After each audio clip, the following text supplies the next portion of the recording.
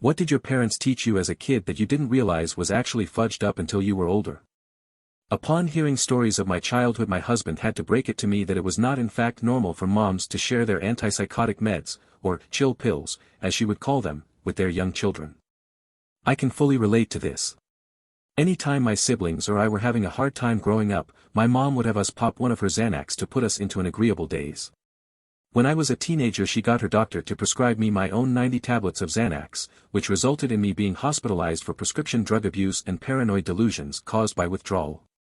I had been taught to manage all discomfort with Xanax, and I was anxious and depressed 100% of the time, so I blew through those 90 tablets in a week. My mom taught me that when you have bug bites, you should scratch them until they bleed, and then rub salt on them to make them stop itching. It wasn't until I was 23 and passed that home remedy on to a friend, and they immediately told me how masochistic it was, that I realized something was weird about it. White stick deodorant, my friends. Instant bug bite relief. Not me, but someone I know was told growing up that only sluts use condoms. Yes, their parents told them this when they were growing up. Safe sex is slutty. Odd mentality. As someone who grew up Catholic, there's probably a weird religious angle to it. My guess is it's along the lines of thinking that sex not intended for procreation is inherently slutty, and people who want to have sex without procreating use condoms, so sex with condoms equals slutty. For the super religious, safe sex for teens just means abstinence. Only TV families resolve their problems and apologize after a big fight. Real families just act like it never happened.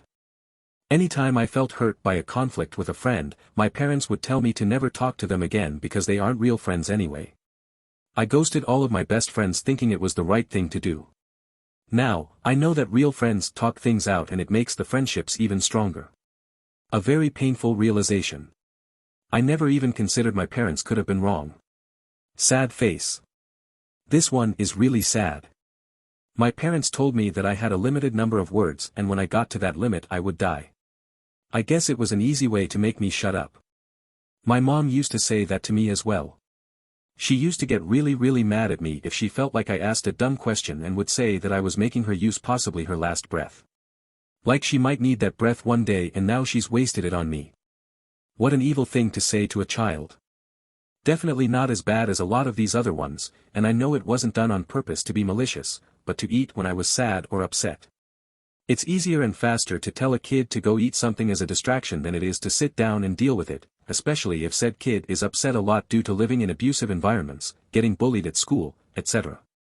It definitely really fucked up my relationship with food, leading to emotional eating, overweight turning into obesity, even more bullying, disordered eating and other mental health issues.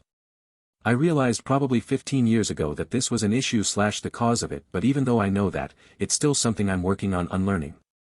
Apparently healthy conflict resolution doesn't involve complete avoidance in the form of locking yourself in the bedroom for days on end. I got ridiculed for pouting. But I wasn't taught how to manage bad feelings or situations, so I just did what I could. Wasn't until years later I realized I was copying my parents. You have better balance, so you, the 10-year-old, should climb up on the roof and clean the gutters and sweep the chimney. Also climb up to the top of the flagpole at the wreck and fix the rope stuck in the pulley. And install new gutters, but I was 13 by then.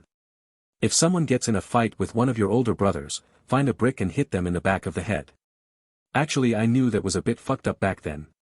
If someone ever touches you, hit them back and don't stop hitting until they stop moving. My dad, who is facing his 3rd attempted murder charge. Wait. Just curious. Is that 3 separate attempts to murder someone and 3 failures to do so? Morbid GD curiosity man facepalming. Yeah, 3 separate murder attempts on 3 different people. I'm pretty sure he just wanted to assault these people, but he has no self-control once he gets angry enough and takes things too far.